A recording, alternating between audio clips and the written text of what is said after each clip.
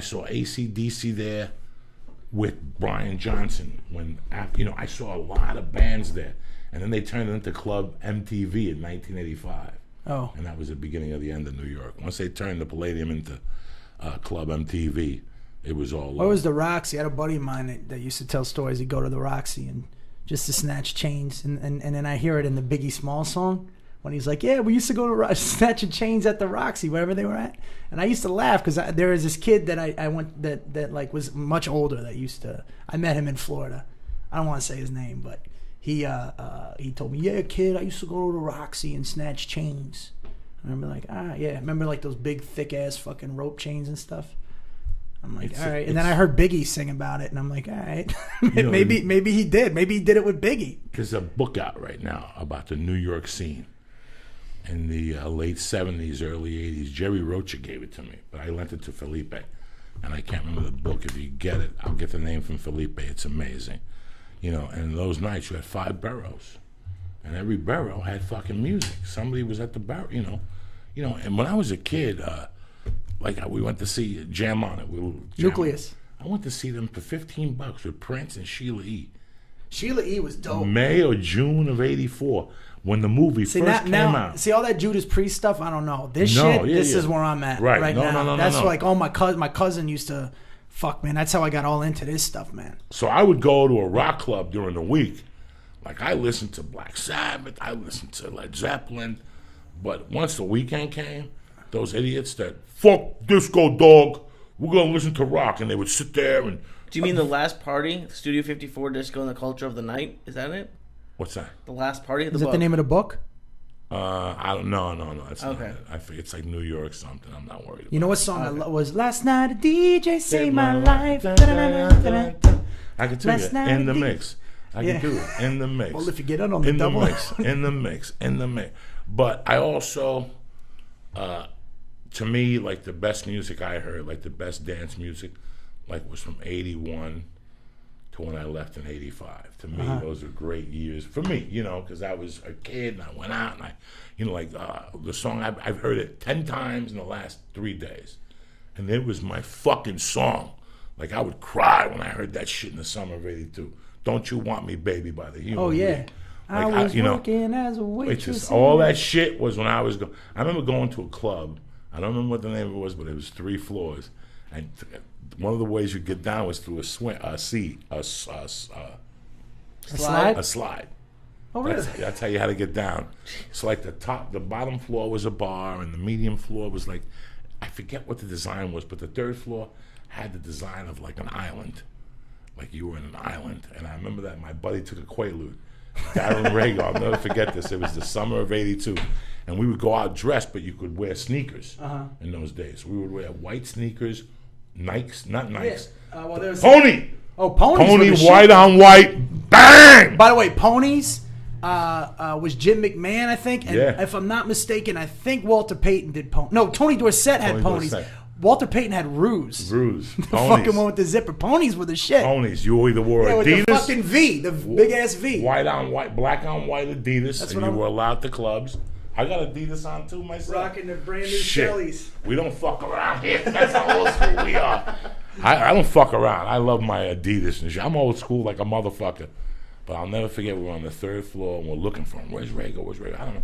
We go upstairs, and when he would lock into a chick, he would lock into a chick. Like, well, I'm waiting for this chick to stop dancing with this fucking guy. Like he was one of those guys he cut in. And while waiting for the chick, he passed on the tree.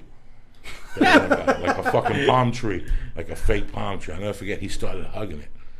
Right? So we come over like at 3:30, we're like, Rago, come on, we gotta go. And he's like, where? Come give me 10 minutes. Finally, we took him and he ripped the tree up with him. He walked like 5 fucking steps with the tree and the root hanging out, like the rubber roots and shit. The door staff had to come over and shake him down. Cocaine was huge then. And you could do cocaine at the tables. Really? At the club. You could do cocaine at the tables. You go to Studio 54. Like, I don't know. Well, that's why that table in the fucking Comedy Store, you ever go back there, you could see all the piano, all that shit.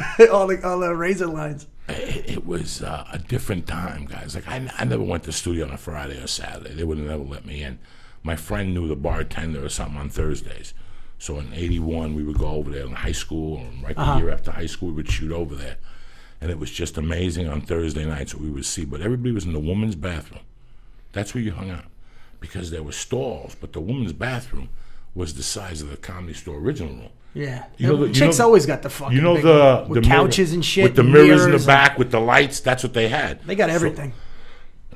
So people would be back there doing fucking blow. I remember being at the Studio 54 one night, jacked up, where you can't fucking talk. Like jaw going. And I had not one dime on me.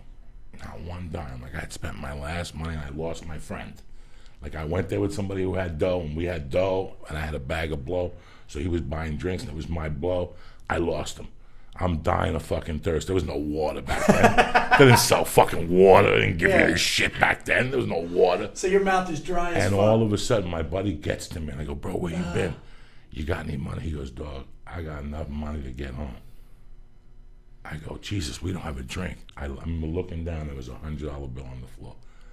It was like God fucking sent a $100 fucking Here, bill. Joey. I'm glad you're doing blow. Here, take care of this. God's looking out for you. And you're right. We would go outside, hang out by the car for a while, and then either we'd eat on the blow, because in those days, the blow wasn't speedy. You could eat.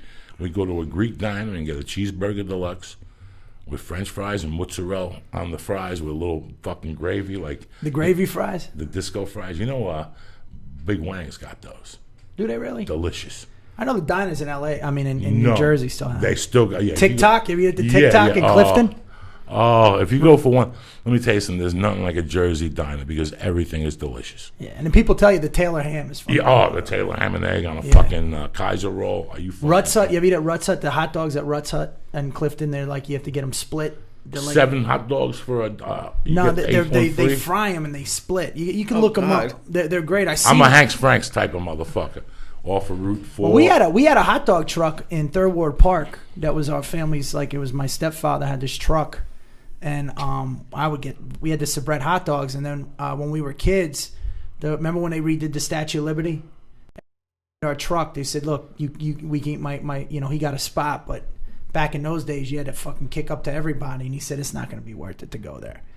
But our hot dogs were the shit, man. I love a good fucking hot dude. dog. And that's what's great about the internet. Like, I can order Sabret hot dogs to my house. Do you get them to your house? Yeah. I'll tell you what I do, man.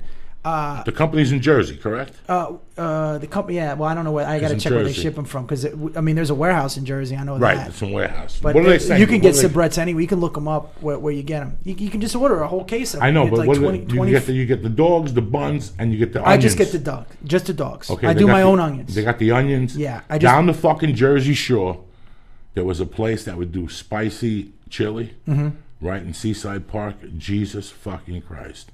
We're going in like fucking Marines. You understand me? Welcome to church, motherfucker.